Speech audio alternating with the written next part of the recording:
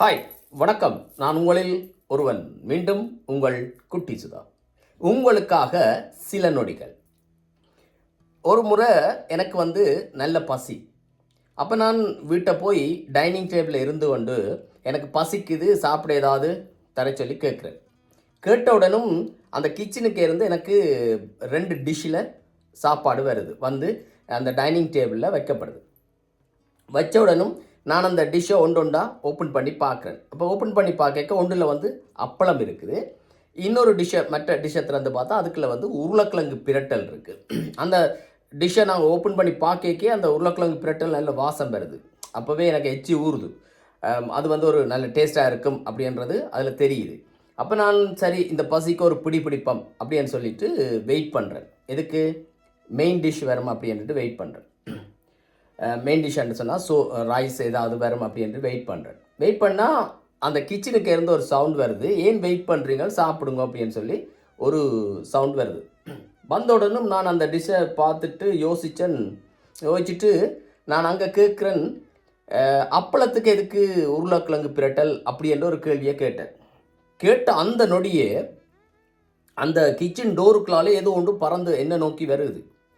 நான் உடனே விலகுனா அது அப்படியே டைனிங் டேபிளில் விழுந்து கீழே விழுகுது.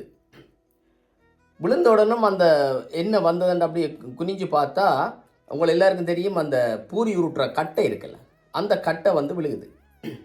நான் அந்த கட்டையை பார்த்துட்டு வந்த கதவையும் பார்த்துட்டு அப்போ தான் யோசித்தேன், ஓஹோ இதுக்குள்ளே இருக்கிறது இந்த டிஷ்ஷில் இருக்கிறது அப்பளம் இல்லை, அது பூரி அப்படின்றத அப்போ தான் நான் புரிஞ்சு கொண்டு ஓகேன்னு சொல்லி அந்த அப்பளத்தை பூரியை நொறுக்கி அந்த உருளைக்கிழங்கு பிரட்டலோட சாப்பிட்டுட்டு நான் இந்த பாட்டில் எழும்பி போயிட்டேன். சிரிச்சிட்டு வாங்கோ, நாங்கள் எங்களுடைய பதிவுக்குள்ளே போகலாம். பொதுவாக பார்த்தீங்கன்னு சொன்னால் எங்களில் பல பேருக்கு பஸ்ஸுலேயோ ட்ரெயின்லேயோ ஃப்ளைட்லேயோ கார்லேயோ ஒரு லாங் டிஸ்டன்ஸ் ட்ராவல் பண்ணும்போது, இல்லைன்னு சொன்னால் மலைப்பிரதேசங்கள், அதாவது கேண்டி, நுவரெலியா போன்ற மேடு பள்ளங்கள் வளைவுகள் இருக்கின்ற அந்த மலைப்பிரதேசங்களில் நாங்கள் பயணம் செய்யும் போது எங்களை பல பேருக்கு வயிற்ற பிரட்டுறது, சத்தி வாரது, இப்படியான பிரச்சனைகள் ஏற்படுது.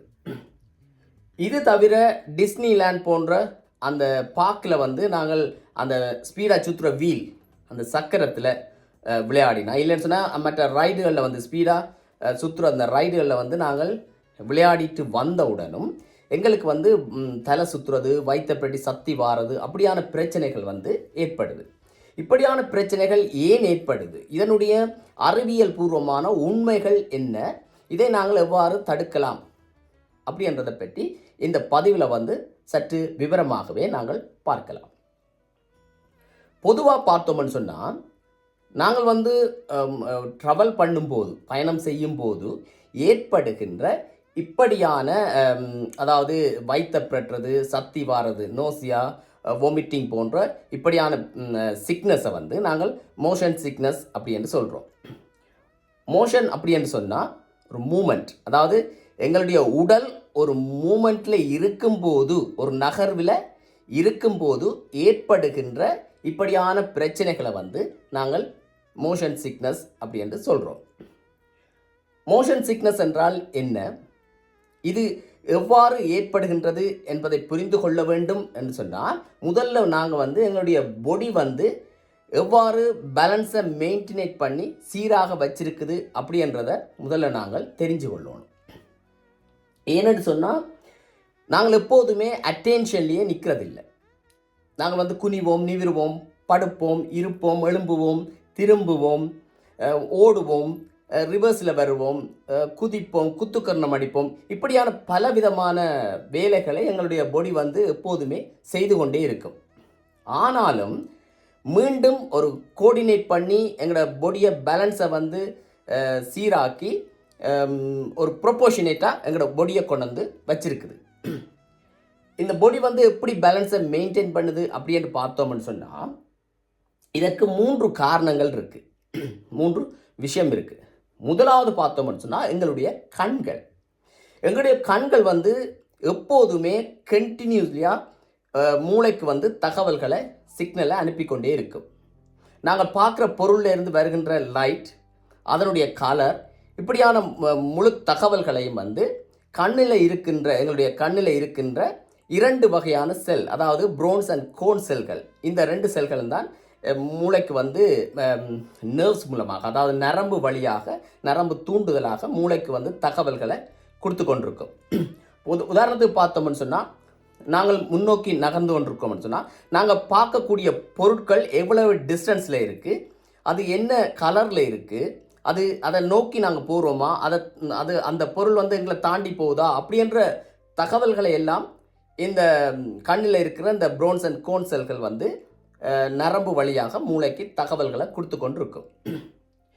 இரண்டாவதாக பார்த்தோம்னு சொன்னால், எங்களுடைய பொடியில் இருக்கின்ற 3 உறுப்புகள், அதாவது எங்களுடைய தோல், எங்களுடைய தசை, ஜாயின்ஸ், அதாவது மூட்டுக்கள், இந்த 3 உறுப்புகளும் எங்களுடைய பொடியில் ஏற்படுகின்ற அதிர்வுகளை வைத்து, அதாவது ஃபோர்ஸை வச்சு, அந்த ப்ரெஷரை வச்சு கொண்டு நாங்கள் முன்னோக்கி நடக்கிறோமா, பின்னுக்கு நடக்கிறோமா, எந்த நிலையில் நாங்கள் இருக்கிறோம் அப்படின்ற தகவல்களை வந்து பிரெயினுக்கு வந்து நரம்பு வழியாக அதாவது சிக்னலை அனுப்பி கொண்டே இருக்கும். உதாரணத்துக்கு பார்த்தோம்னு சொன்னால், நாங்கள் முன்னோக்கி நடக்கிறோம் அப்படின்னு சொன்னால், எங்களுடைய முன்காலில் வந்து அதிகளவு ப்ரெஷரும் பின்காலில் வந்து குறைந்தளவு ப்ரெஷரும் இருக்கும். இந்த அதிகளவு ப்ரெஷரை வச்சுக்கொண்டு இந்த உறுப்புகள் கொடுக்கின்ற அந்த தகவலை வச்சுக்கொண்டு பிரெயின் வந்து புரிஞ்சு கொள்ளும் நாங்கள் முன்னோக்கி நகர்றோம் அப்படியே அந்த தகவலை வந்து வச்சுக்கொண்டு மூளை புரிஞ்சு கொள்ளும். மூன்றாவது பார்த்தோம்னு சொன்னால், இது வந்து ஒரு முக்கியமான ஒரு உறுப்பு, அதாவது எங்களுடைய தலை, எங்களுடைய உடல் வந்து எந்த பொசிஷனில் இருக்குது, எந்த டைரக்ஷனில் தலை திரும்புது அப்படின்ற தகவல்களை வந்து மிகவும் துல்லியமாக மூளைக்கு உணர்த்துகிற ஒரு உறுப்பு. இது வந்து எங்களுடைய காதில் இருக்கின்ற ஒரு அமைப்பு, எங்களுடைய 2 காதின்ற உள்பகுதியில் இருக்கின்ற ஒரு அமைப்பு. இதை வந்து நாங்கள் வந்து வெஸ்டிபுலார் சிஸ்டம் அப்படின்னு சொல்கிறோம். இந்த வெஸ்டிபுலார் சிஸ்டம் அப்படின்னா என்ன அப்படின்னு பார்த்தோம்னு சொன்னால், இது எங்களுடைய தலையின் 2 பக்கத்திலையும், அதாவது 2 காதினுடைய உள்பகுதியில் இருக்கின்ற ஒரு அமைப்பு. இந்த அமைப்பு தான் எங்களுடைய பொடி வந்து எந்த டைரக்ஷனில் இருக்குது, அதாவது தலை வந்து புவியீர்ப்பு விசைக்கு, அதாவது பொடி வந்து புவியீர்ப்பு விசைக்கு நேராக இருக்குதா இல்லைண்டா சாய்ந்து இருக்குதா, எங்களோட தலை வந்து எந்த டைரக்ஷனில் திரும்புது அப்படின்ற தகவல்களை வந்து தொடர்ச்சியாக மூளைக்கு கொடுக்கின்ற ஒரு உறுப்பாக இருக்குது. இந்த வெஸ்டிபுலார் சிஸ்டம் எப்படி, அந்த அமைப்பு வந்து அதோட ஸ்ட்ரக்சர் வந்து எப்படி இருக்கும் அப்படின்னு பார்த்தோம்னு சொன்னால், 3 செமி சர்க்குலர் கெனால், அதாவது 3 அரைவட்ட குழாய் வடிவத்தில் இருக்கும். இந்த முன்பகுதியில் இருக்கின்ற இந்த குழாயை வந்து anterior duct அப்படின்னு சொல்கிறோம். இந்த சைட்டில் பக்கவாட்டில் இருக்கிற இந்த குழாயை வந்து lateral duct அப்படின்னு சொல்கிறோம். அதே மாதிரி இந்த பின்பக்கத்தில் இருக்கின்ற இந்த அரைவட்ட குழாயை வந்து நாங்கள் போஸ்டீரியல் டக்ட் அப்படின்னு சொல்கிறோம். இந்த 3 குழாய்கள்லையும் பார்த்தோம்னு சொன்னால் எண்டோலிஃப் அப்படின்ற ஒரு வகையான திரவம் காணப்படும். இந்த 3 குழாய்களும் வந்து இந்த ஆம்பியூலா அப்படின்ற ஒரு இடத்துல வந்து ஜாயிண்ட் ஆகும்.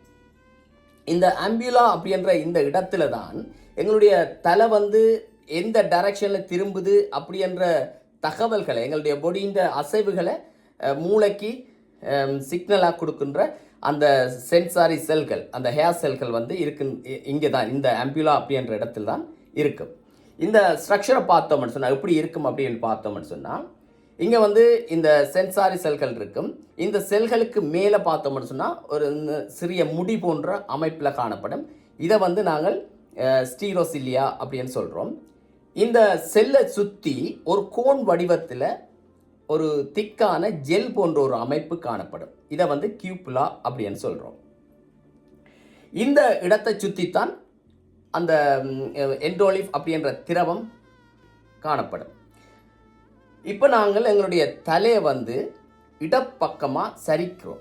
இப்படி சரிக்கல அந்த டைரக்ஷனில் இருக்கின்ற அந்த அரைவட்ட குழாயில் இருக்கின்ற அந்த எண்டோலிஃப் அப்படின்ற திரவம் வந்து மூவ் ஆகும். அப்படி மூவ் ஆகல இந்த கியூப்புலா அப்படின்ற இந்த கோன் வடிவத்தில் இருக்கின்ற இந்த ஜெல் போன்ற அமைப்பில் வந்து ஒரு அழுத்தம் ஏற்படும். இந்த அழுத்தம் காரணமாக அதன் உள்ளே இருக்கின்ற அந்த சென்சாரி செல்களில் இருக்கிற அந்த முடி போன்ற அமைப்பு ஸ்டீரோசிலியா வந்து இழுக்கப்பட்டு பெண்ட் ஆகும். அப்படி பெண்ட் ஆகல அதன் மேற்பகுதியில், அந்த செல்லின் மேற்பகுதியில் இருக்கின்ற கதவுகள் வந்து ஓப்பன் ஆகும். அப்படி ஓப்பன் ஆகல இந்த எண்டோலிஃப் அப்படின்ற திரவத்தில் இருக்கின்ற பொட்டாசியம் அயன்கள் வந்து அந்த கேட் வழியாக வெளியில இருந்து செல்லுக்கு உள்ள வரும். அப்படி உள்ள வரைக்கல, செல்லுக்குள்ள அந்த பொட்டாசியம் அயன்கள் உள்ள வரைக்கல அங்கே வந்து அந்த செல்லில் வந்து டீபோலரைஸ் ஆகும். அப்படி அதாவது ஒரு வோல்டேஜ் மாற்றம் ஏற்படும். அந்த செல்லில் ஒரு வோல்டேஜ் மாற்றம் ஏற்படல அந்த செல்லில் இருக்கின்ற கால்சியம் அயன் சேனல் வந்து ஓப்பன் ஆகும். இந்த சேனல் ஓப்பன் ஆகல அந்த எண்டோலிஃப் அப்படின்ற திரவத்தில் இருக்கின்ற கால்சியம் அயன்கள் இந்த கேட் வழியாக, இந்த சேனல் வழியாக வெளியில இருந்து இந்த செல்லுக்குள்ள வரும். இப்படி இந்த செல்லுக்குள்ள வந்து அயனிகள மாற்றத்தால் இங்கே வந்து ஒரு குளூட்டாமேட் அப்படின்ற நியூரோ டிரான்ஸ்மீட்டரை வெளியேற்றும். இது அப்படியே இந்த வெஸ்டிபுலர் நர்வ்ஸ் மூலமாக, நரம்பு மூலமாக மூளைக்கு எங்களுடைய தலை வந்து எந்த டைரக்ஷனில் திரும்புது அப்படின்ற தகவலை வந்து மூளைக்கு கொண்டு செல்லும். உதாரணத்துக்கு பார்த்தோம்னு சொன்னால், நாங்கள் வந்து எங்களுடைய தலையை பின்னுக்கும் முன்னுக்குமாக இப்படி ஆட்டேக்கில் அந்த ஆன்டீரியல் டக்ட் என்ற முன்பக்க குழாயில் இருக்கின்ற அந்த திரவம் மூவ் ஆகும்.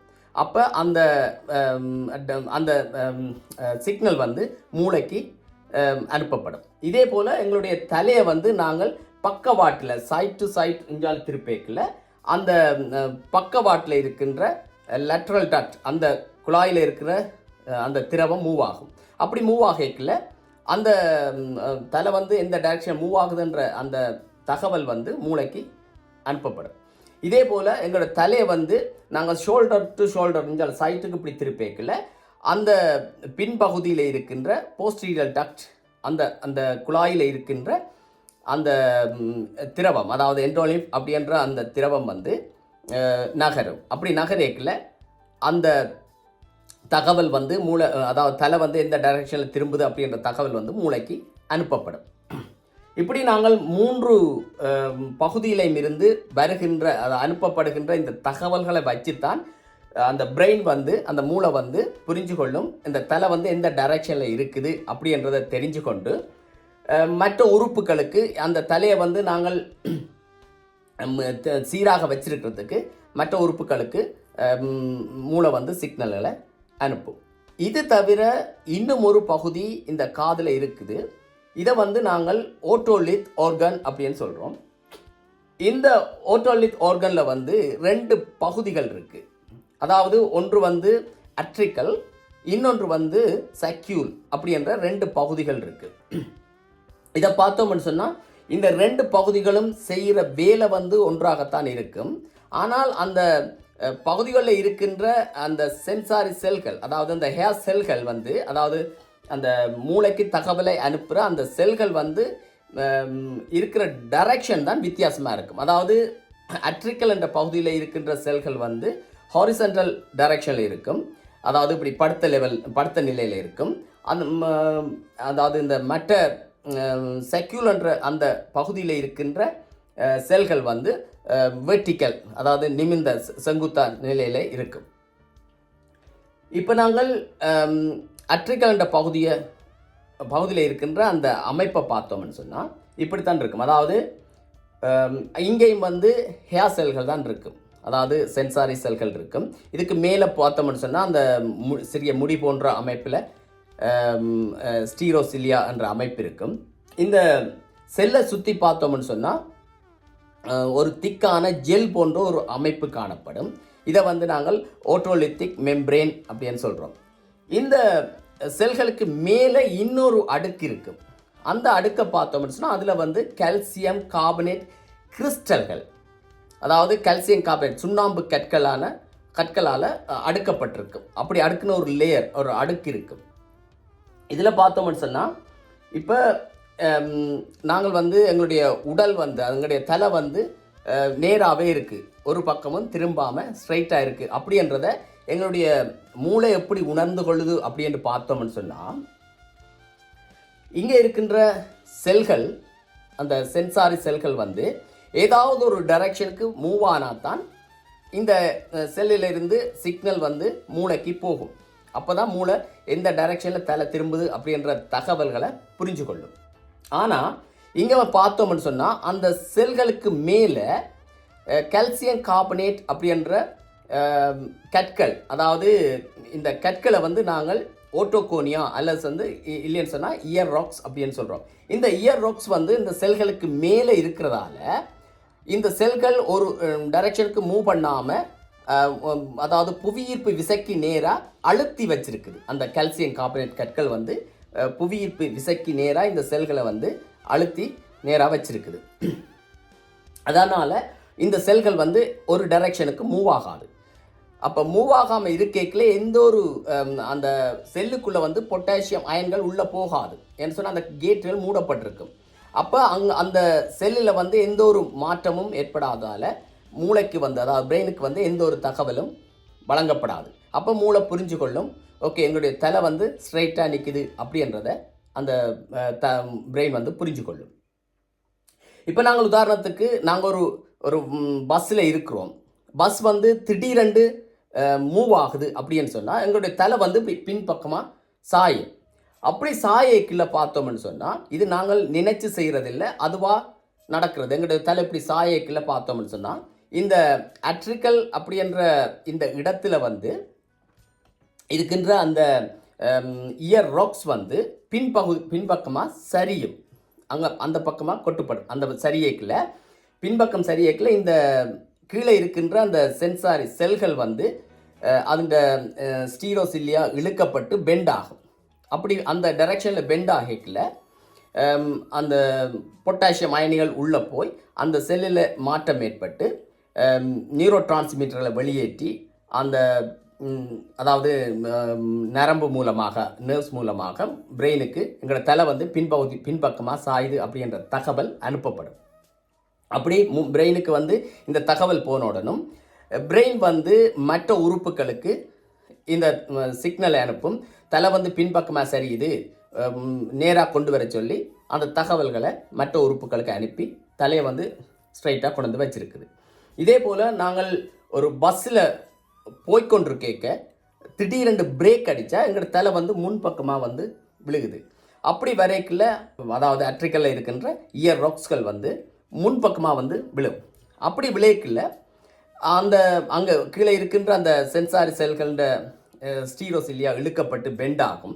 அந்த டைரக்ஷனில் பெண்ட் ஆகிக்கல இந்த தகவல் வந்து மூளைக்கு அனுப்பப்படும். அப்போ மூளை புரிஞ்சு கொள்ளும், தலை வந்து முன்பக்கமாக சரியுது, அதனால் மற்ற உறுப்புகளுக்கு வந்து தகவலை, அதாவது சிக்னலை அனுப்பும். எங்களோட தலை வந்து முன்பக்கமாக சரியுது நேராக கொண்டு வர சொல்லி அந்த தகவலை அனுப்பி எங்களோட தலை வந்து திரும்பவும் நேராக வந்து நிற்கிது. இந்த அதே போல் இந்த சக்யூல் அப்படின்ற பகுதியை பார்த்தோம்னு சொன்னால் இது வந்து நாங்கள் வந்து ஃப்ளைட் வந்து டேக் ஆஃப் ஆகிக்கல, லேண்ட் ஆகிக்கல அல்லது லிஃப்ட்டில் மேலே போய் கீழே வரைக்கல ஏற்படுகின்ற அந்த மாற்றத்தை இந்த செல்கள் வந்து பிரெயினுக்கு தகவலை அனுப்பிக்கொள்ளும். அதனால தான் நாங்கள் ஸ்டேபிளாக நிற்கிறோம். இப்படி இந்த பகுதியில் இருந்து வழங்கப்படுகின்ற இந்த தகவல்களை வைத்துத்தான் இந்த பிரெயின் வந்து எங்களுடைய உடல் வந்து எந்த பொசிஷனில் இருக்குது அப்படின்றதையும், அது ஸ்ட்ரைட்டாக இருக்கா இல்லைண்டா சரிந்திருக்கா அப்படின்ற தகவலை வச்சுக்கொண்டு இதுக்கு நிகராக மற்ற உறுப்புகள், அதாவது எங்களுடைய கை கால்கள் வந்து இதுக்கு எந்த டைரக்ஷனில் நாங்கள் வச்சிருக்கணும், இதை பேலன்ஸ் பண்ணுறதுக்கு எங்களுடைய கண் பார்வைகள் எப்படி பேலன்ஸாக வச்சுருக்கணும், அதே போல் மற்ற உறுப்புகள் எப்படி பேலன்ஸ் பண்ணி இருக்கணும் அப்படின்ற தகவல்களை மற்ற உறுப்புகளுக்கு பிரெயின் வந்து அனுப்புது.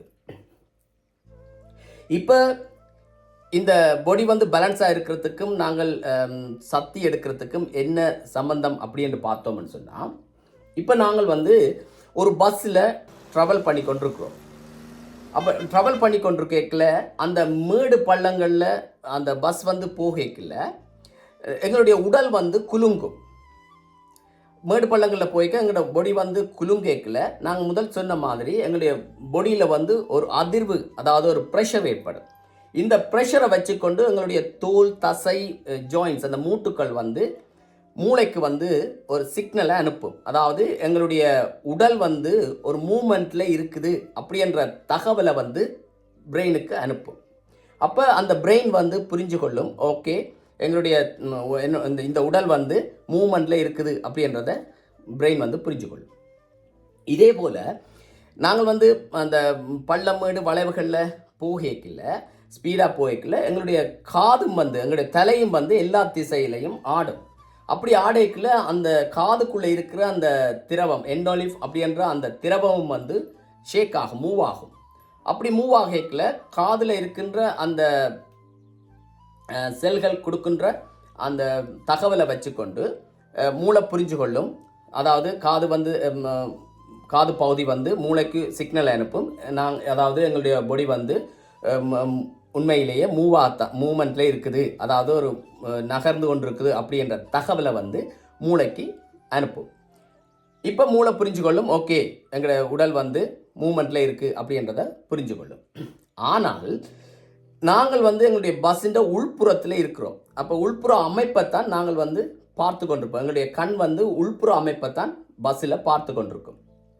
அதாவது நாங்கள் பின்னுக்கு இருக்கிறோம் அப்படின்னு சொன்னால் பஸ்ஸில் நாங்கள் அந்த பஸ்ஸில் இருக்கின்ற அதோட ஸ்ட்ரக்சர், அதோட டிசைனையோ அல்லது அதில் இருக்கிற படங்களையோ இல்லைன்னா அந்த முன்னுக்கு இருக்கிற சீட் கம்பி அதுகளை தான் பார்த்து கொண்டிருப்போம். அதாவது ஒரு ஸ்டாண்டான ஒரு ஒப்ஜெக்டை தான் நாங்கள் பார்த்து கொண்டிருப்போம். அப்போ அந்த கண் வந்து ஒரு நிலையான பொருட்களை பார்த்து கொண்டிருக்குது. அது தவிர ஃபோனை பார்த்துட்டு இருப்போம், இல்லைன்னு சொன்னால் புக் வாசிச்சுட்டு இருப்போம், பேப்பர் வாசிச்சுட்டு இருப்போம். இப்படியான ஒரு நிலையான ஸ்டாண்டான ஒரு ஒப்ஜெக்டை நாங்கள் பார்த்து கொண்டு கேட்கல அந்த கண் வந்து மூளைக்கு ஒரு தகவலை, அதாவது சிக்னலை அனுப்பும். இல்லை நாங்கள் வந்து மூவ் பண்ணல ஒரு நிலையான இடத்துல இருக்கிறோம் அப்படின்ற ஒரு தகவலை மூளைக்கு அனுப்பும் இந்த கண்கள். இப்போ பார்த்தீங்கன்னு சொன்னால் 3 உறுப்புகளும் முரணான, அதாவது வித்தியாசமான தகவல்களை மூளைக்கு சிக்னலை அனுப்புது. அதாவது தசையும் காதுகளும் வந்து, அதாவது தோல், தசை, மூட்டுக்கள், அதே போல் காதும் வந்து என்ன மெசேஜ் அனுப்புதுன்னு சொன்னால் நாங்கள் வந்து மூமெண்ட்டில் இருக்கிறோம் அப்படின்ற தகவலை மூளைக்கு கொடுக்குது. ஆனால் இந்த கண்கள் வந்து என்ன தகவலை கொடுக்குதுன்னு சொன்னால் இல்லை நாங்கள் மூவ் பண்ணல ஒரு ஸ்டாண்டான இடத்துல இருக்கிறோம் அப்படின்ற தகவலை மூளைக்கு கொடுக்குது. இப்போ மூளை வந்து கன்ஃபியூஸ் ஆகுது. அதாவது எந்த உறுப்பு சொல்கிறத நாங்கள் நம்புறது அப்படின்ற ஒரு கன்ஃபியூஸில் மூளை இருக்குது. இப்படி இருக்கேக்கில் மூளை வந்து ஒரு முடிவுக்கு வருது. அதாவது பொடியில் வந்து ஹலோசினேஷன் நடந்திருக்கு, அதாவது ஒரு மாய தோட்டம் ஏற்பட்டிருக்கு. அதாவது இந்த உடலில் வந்து ஏதோ ஒரு பிரச்சனை ஏற்பட்டிருக்கு. அதனால் அந்த மூளை வந்து ஒரு முடிவுக்கு வருது. அதாவது ஒரு சிக்னலை வந்து குடலுக்கு அனுப்பும். அதாவது இந்த குடலில் இருக்கின்ற எல்லா உணவுப் பொருட்களையும் உடனடியாக வெளியேற்ற சொல்லி ஒரு சிக்னலை பிரெயின் வந்து குடலுக்கு கொடுக்கும். அப்படி கொடுத்த அந்த நிமிஷமே உடனே அந்த குடல் வந்து அந்த குடலில் இருக்கின்ற எல்லா ஃபுட்டையும் வந்து வெளியில் வாமிட்டிங்காக வெளியில் அனுப்புது. இப்போ பார்த்தோம்னு சொன்னால் இந்த பிரெயின் வந்து கன்ஃபியூஸ் ஆகிறதுக்கும் இந்த கன்ஃபியூஸ் ஆகிறதுக்கு ஏன் பிரெயின் வந்து குடலுக்கு சிக்னல் அனுப்புது அப்படின்னு பார்த்தோம்னு சொன்னால், இப்படியான முன்னுக்கு பின் முரணான தகவல்கள் பிரெயினுக்கு எப்போ வரும் அப்படின்னு பார்த்தீங்கன்னு சொன்னால், நாங்கள் வந்து பாய்சன் நஞ்சு சாப்பிட்ருக்கேக்க தான் இப்படியான தகவல்கள் வரும். ஏன்னு சொன்னால் நஞ்சு குடிச்சாக்கள், அதாவது பாய்சன் சாப்பிட்டாக்களை பார்த்தோம்னு சொன்னால் அவன் பொடி வந்து அவன் உறுப்புகள் வந்து எல்லாமே சீராக ஒரு கோஆர்டினேட்டாக ஒர்க் பண்ணாது. இப்போ ஒரு தகவலை கொடுக்கும், இன்னொரு உறுப்பு இன்னொரு தகவலை கொடுக்கும், அப்படி மாறி இப்படி தவறான முன்னுக்கு பின் முரணான தகவல்கள் வந்து நாங்கள் நஞ்சு குடிச்சிருக்கேக்க தான் பிரெயினுக்கு வந்து வாரது.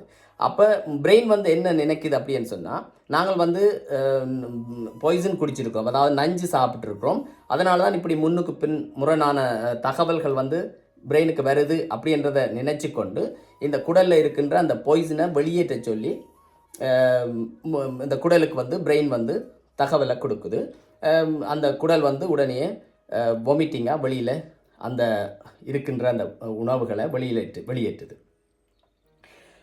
பொதுவாக பார்த்தீங்கன்னு சொன்னால் மோஷன் சிக்னஸ் வந்து இருக்கிற ஆட்களுக்கு வந்து ஏற்படுகின்ற அதாவது அறிகுறிகள் இந்த அறிகுறிகளை பார்த்தீங்கன்னு சொன்னால் இந்த சிம்டம் வந்து எப்படி இருக்குமென்னு சொன்னால் முதல்ல வந்து அவைக்கு தலை அடிக்கிறது, தலை சுத்து மாதிரி ஏற்படும். அது தவிர சலைவா, அதாவது எங்களுடைய உமிழ்நீர் வந்து அதிகமாக சுரக்கும், வைத்த பிரட்டும், அது டயர்ட்னஸாக இருக்கும், அதாவது கொஞ்சம் உடல் வந்து டயர்ட்னஸாக ஃபீல் ஆகும். இப்படியான இதே அறிகுறி, இந்த சிம்டம் தான் நாங்கள் நஞ்சு குடிச்சிருக்கையும் ஏற்படுது. அதாவது பாய்சன் சாப்பிட்ட ஆக்களுக்கும் இதே அறிகுறி தான் ஏற்படுது.